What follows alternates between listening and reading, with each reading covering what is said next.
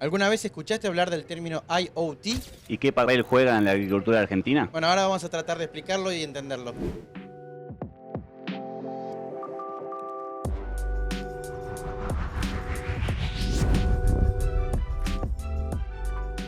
Cuando yo empecé a trabajar en este mundo de las telecomunicaciones, las siglas IoT eran test de interoperabilidad en inglés. No tenía nada que ver con lo que hoy se conoce como IoT o Internet de las Cosas. ¿Qué es eso de Internet de las Cosas particularmente? Bueno, es tratar de transformar la realidad en datos y esos datos, analizándolos inteligentemente, generar una respuesta, una acción. ¿Y eso cómo se hace? Bueno, se hace a través de poder sensar la realidad, por ejemplo, con sensores, poder procesar esa realidad con un microprocesador o con una computadora, con un modelo predictivo, predecir qué puede llegar a suceder y generar una recomendación. O sea, el IoT, decimos, es mucho más quizás que un sensor conectado a Internet, sino que necesariamente tiene que haber un análisis inteligente de los datos que ese sensor toma para poder generar recomendaciones. Hablaste de la realidad. Hoy la realidad también nos demanda cierta preocupación por las cuestiones ambientales, tanto en materia de economía circular, la gestión de los residuos, el cambio climático, lo que representa la biodiversidad. Nos vemos apremiados en nuestro día a día y en el desarrollo de los negocios.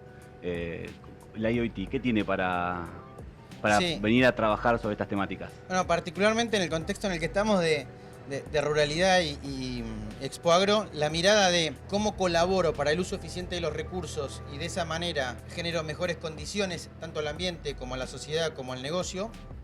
El IoT es un actor clave. Por ejemplo, aparece mucho con esto de la palabra trazabilidad, es como que ha estado de moda.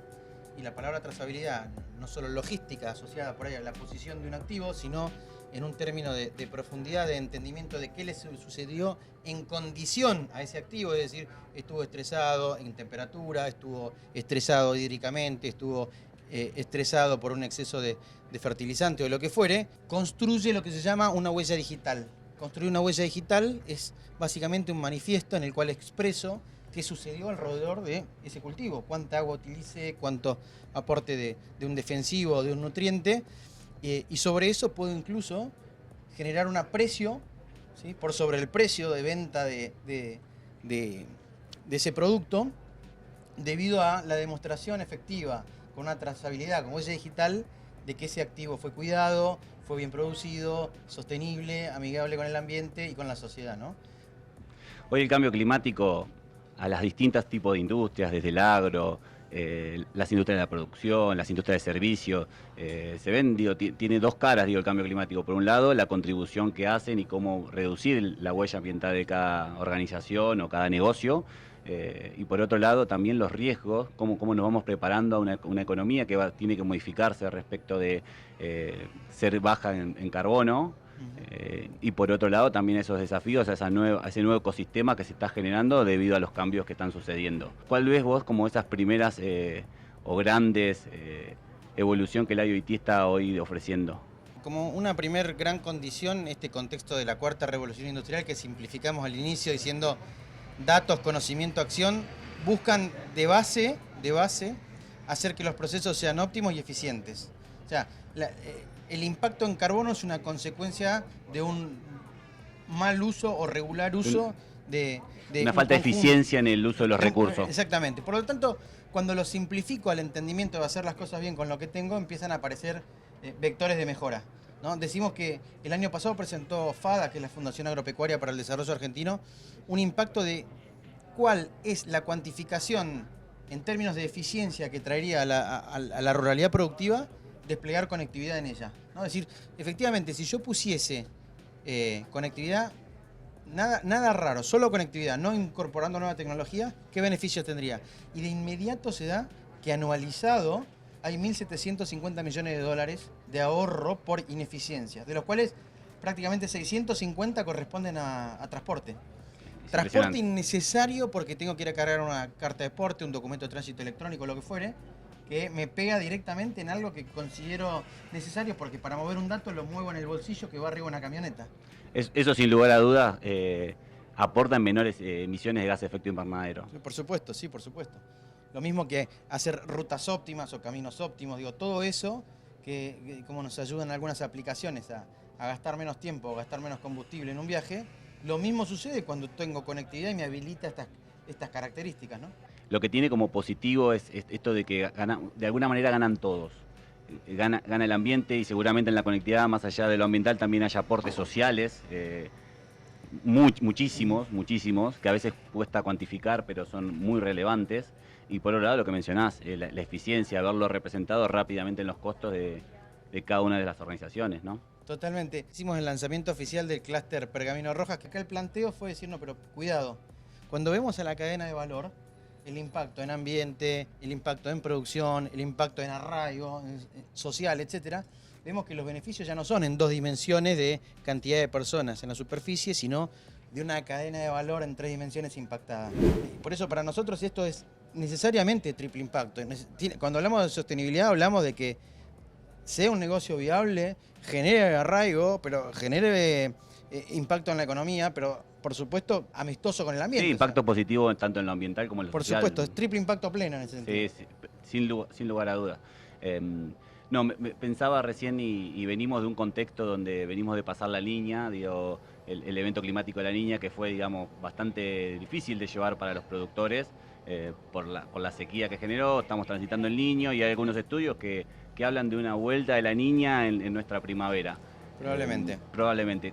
El IoT, ¿cómo puede funcionar preventivamente para ir preparándonos para esos riesgos climáticos que están sucediendo? Es interesante, ¿no? O sea, en la seca del año pasado nos decía un productor que había perdido 140 terneros, habían fallecido por no llegar a tiempo a recorrer los bebederos que alimentaban de agua a esos terneros o hidrataban a esos terneros. La cuestión es que si hubiesen tenido conectividad y sensores esos bebederos, probablemente no hubiese sucedido nada.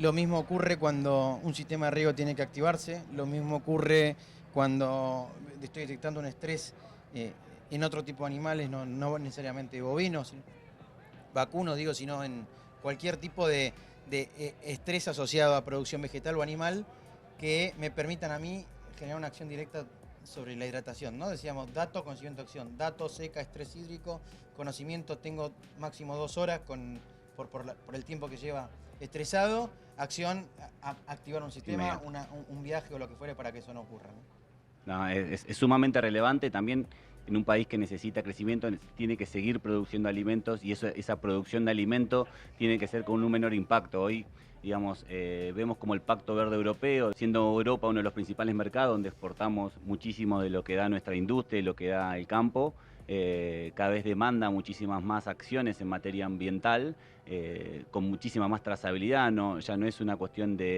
solamente declarativa, sino tiene que ver con poder hacerlo esto trazable, verificable, auditable.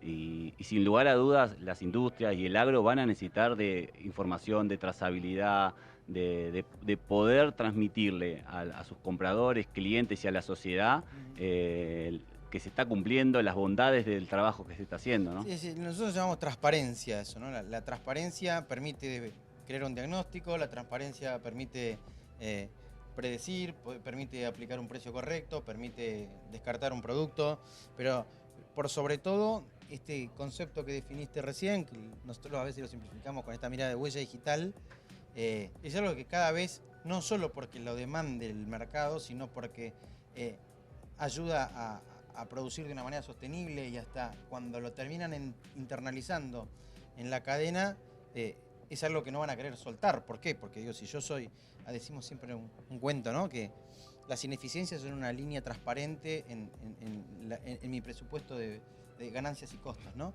Y claro, nunca veo las ineficiencias porque está hundido en que yo voy a gastar tanto de combustible, pero porque no estoy pensando en transformarme para gastar menos. La evolución. Cuando yo accedo a esa transformación, que después la puedo digitalizar y así catapultar o catalizar, el cambio se exacerba o se amplifica.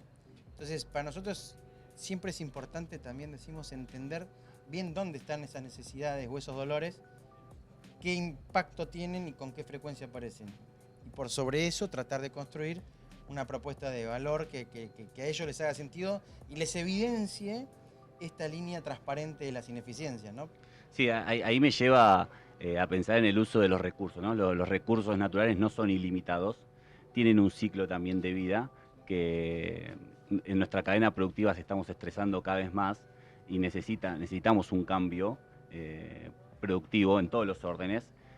Entiendo que un poco lo que vos mencionás, el IoT puede ser un actor muy importante para poder medirlos, cuidarlos, trazarlos. Sí. En cuanto a certificación, la Argentina tiene dos grandes grupos, que son los grupos CREA y APRESID, que es la Asociación de Productores de Siembra Directa, que realmente están muy enfocados en esa producción sostenible, ¿no? El concepto de siembra directa es que no remueve la tierra, que no libera carbono para volver a sembrar.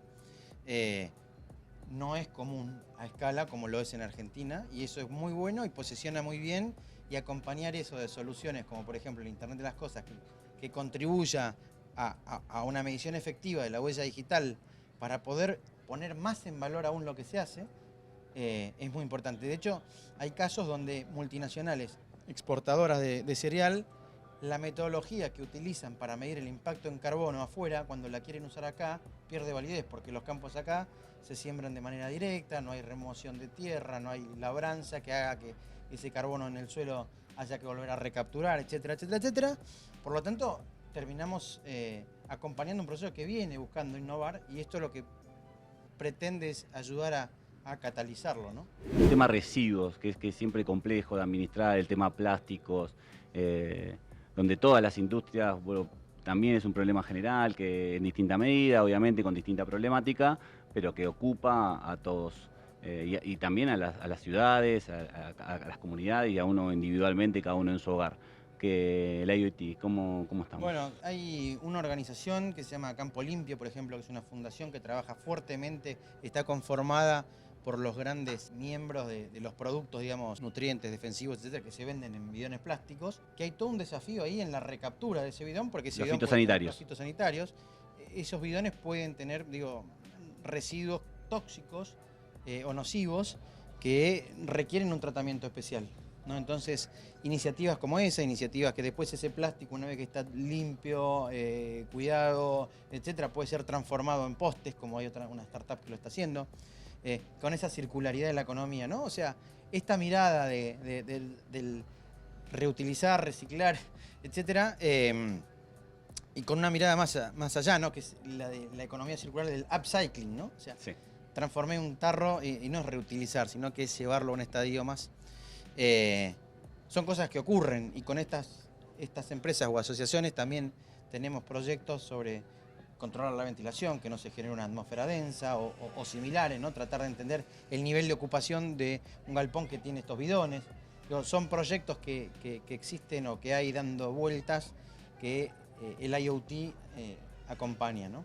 Desde los profesionales ambientales, los que trabajamos en materia de sustentabilidad, siempre es un desafío cómo poder llegarle a otros tipos de profesionales y que encuentren en el ambiente un aporte hacia su negocio, un aporte ético que lo tiene.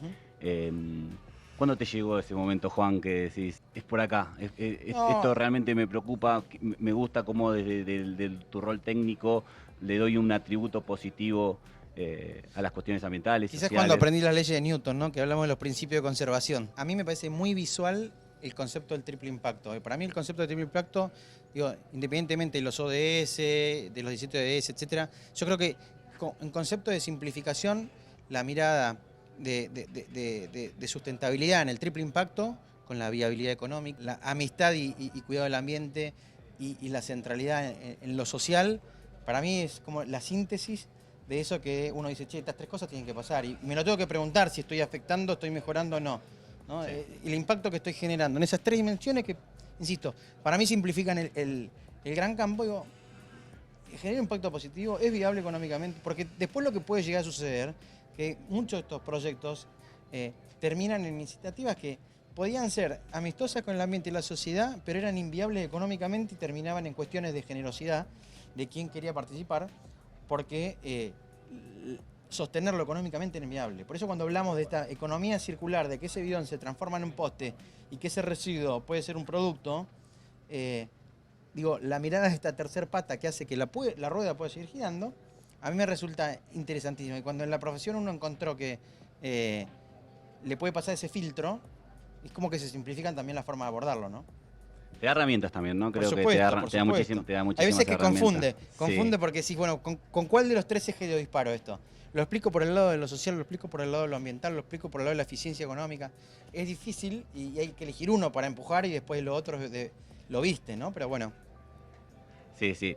Y un poco fuimos charlando, ¿no? De los impactos ambientales, de las soluciones de IoT, digamos, hacia de cara del usuario. Ahora, de cara de nosotros como organización, digo, ¿qué sostiene a esa IoT sostenible de cara al cliente? Hablo, pensando en energías renovables, en equipos, en la reutilización de equipos. sí, por supuesto.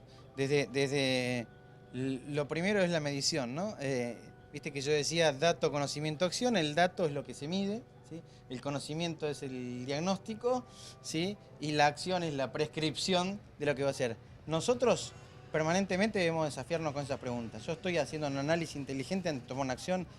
¿Qué quiere decir? Nos vamos, quedó la luz prendida, hago un análisis contextual de lo que pasó. Son pequeñas acciones que cuando uno mira en qué me puedo apoyar para hacer esto, hay muchísimo que puede ser en la domótica o en los edificios inteligentes o puede ser en los sistemas de riego, donde en el ambiente en el cual esté, poder trabajar con agilidad, porque esto que decimos dato, conocimiento, acción, si yo lo miro, lo que está buscando es adaptarse. Si el dato cambia, si una variable cambió, lo que busco es compensarla, ¿no? Eso es la adaptabilidad. Cuando yo la logro asistido en la tecnología, logro ya una mirada más autónoma del proceso. Bienvenido al IoT. Es donde yo detecto que la sala está vacía, lo vemos en nuestra oficina, detecto que la sala está vacía, que no hay movimiento, bajo la intensidad de luz, ¿no? Eso es dato, conocimiento, acción. Sala vacía, no hay gente, acción, bajo la intensidad de luz. Eso aplica a Eficiencia de recursos, menor generación de impacto ambiental, menor huella ambiental de una organización. Por supuesto, y tiene un impacto ambiental, económico y social. Increíble. Juan, el cambio climático como sociedad nos lleva a situaciones extremas. Estamos viviendo o sequías, o inundaciones, o tormentas con una virulencia muy importante, como fue Bahía Blanca o la reciente inundación en Corrientes. ¿Qué hay de predictivo en la IoT para poder trabajar en eso, contrarrestar los impactos, hacer a las ciudades más resilientes a estos eventos? Sí, bueno, nada. De hecho, hay un proyecto del MIT que se llama Sensible Cities, ¿no? Ciudades que sienten, ¿no? Y en esas ciudades que sienten es, por ejemplo, poder entender que las condiciones están en la ciudad a un nivel que haría que, si lloviese, esto es la predicción, ¿no? Si lloviese con cierta virulencia, generaría cierto impacto. O que con este nivel de estrés del suelo voy a obtener otro impacto. Lo que tiene que ver con cuestiones climáticas está muy asociado también a qué cantidad de datos construyen ese polinomio, ¿sí? que me va a dar a mí un modelo predictivo. Ahí el IoT como punto de entrada de los datos del sensado de la realidad es clave en ese acompañamiento, pero en esto otro que también es la respuesta. Digo, cuando sucedió, ¿cómo respondo? ¿Dónde se está inundando más rápido? ¿A qué velocidad? ¿Dónde se está quemando un monte? ¿No? Entonces, la mirada de la sensórica en un lugar donde yo no puedo estar, que es esa representación de la realidad traída a mí a través de la conectividad, me permite generar un plan de respuesta mucho más adecuado, ¿no? Entonces, típicamente lo que sé cuando hay una emergencia se trabaja por reacción, ¿no? Y la instancia del análisis inteligente a veces es muy corto ese proceso. Cuando existen capilaridades de sensores que pueden ser, digamos, trabajados desde un proceso de cómputo mucho más rápido que nuestra mente, nuestro entendimiento, puedo simplificar y acortar los tiempos de respuesta, incluso de ejecución de un plan, ¿no? Corregime si en esta situación yo lo que veo es que la barrera de lo público y lo privado tiende a desaparecer porque, digo, a mayor caudal de información, más allá del impacto que uno pueda tener como privado y las acciones que toma, eso contribuye inevitablemente a un caudal de información aportado a la sociedad que permita que las autoridades de la jurisdicción que sean puedan tomar decisiones y se sumen a los trabajos que hace cada uno, ciudades, provincias, nación. El impacto de un productor o el impacto de una fábrica que se puede ver afectada por una subida de un río, por una subida de un canal, por lo que fuere, ¿no? Claro que siempre les interesa a todos tener el diario de mañana. El diario de mañana se construye con un poder predictivo, que se construye con evidencia, que se construye con datos, que se construye con sensores. Entonces, cuanto más datos puedo recabar, digamos, variados, ¿no? Por supuesto, más capacidad tengo de poder predecir qué va a pasar. Y como vos bien decís, hay impacto en el Estado o en el municipio, hay impacto, porque es un impacto territorial.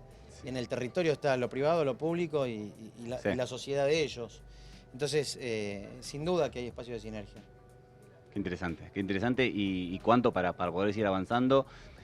También me parece que estamos en un proceso de maduración en estos temas, en todo orden, digamos, como sociedad. El cambio climático es una realidad, lo vivenciamos cada vez mucho más, con mucha mayor cercanía. Hay una demanda de la sociedad, una demanda propia de las organizaciones para entregar ese valor. El mercado financiero también está demandando transparencia, información, disclosure respecto de las acciones. Digo, como ves ahí, sumo este actor, ¿no? Hablamos de lo público, hablamos de lo privado, el sector financiero, que es un motor muy importante para el desarrollo. El IoT, digo, sí, suma con todas estas acciones. Insisto con esta mirada de que en la búsqueda del triple impacto necesariamente voy a encontrar eficiencia, necesariamente voy a encontrar. Lo otro, cuando lo hago mal, lo puedo encontrar un ahorro, pero no una eficiencia, ¿no? O sea, la mirada del proceso eficiente es aquel que utilizando, ¿sí?, la misma cantidad de recursos obtiene más resultados o obteniendo los mismos resultados utiliza menos recursos, que no es un ahorro, ¿no? Porque obtiene el mismo activo, el mínimo nivel de impacto, etc. Por lo tanto, para mí el término ser eficiente en el proceso con una mirada sostenible o sustentable, hay una pelea de bibliotecas ahí en la palabra, pero yo, como en inglés es una sola, la voy a usar igual, así, mutuamente. Pero la mirada esta de ese triple impacto subyace necesariamente que la eficiencia tiene que venir de la mano, ¿no? Por eso es como para mí es ver dos caras de la misma moneda. No puedo pensar en ser ineficiente haciendo las cosas mal. Eso estoy haciendo algo mal, ¿sí?, con un impacto negativo, ¿sí?, aunque los números puedan dar, pero no es sostenible. Que tenga una herramienta en la tecnología. Por supuesto, sí. Para que te ayude a transitarlo, y a medirlo, y a entenderlo, y a acomodarte, y a acomodar al del lado o pedir ayuda. El cambio climático, la problemática ambiental, llegó para quedarse, no es una moda, un poco está entre pelearnos con la realidad o afrontarla y encontrar soluciones y oportunidades, ¿no? Y encontrar en esta nueva economía baja en carbono el futuro para las sociedades, para poder resolver las necesidades actuales y las futuras de la sociedad. Sí, insisto, digo, hoy particularmente hay muchísimos cultivos que ya son carbono positivo, ni siquiera son carbono negativo o neutro.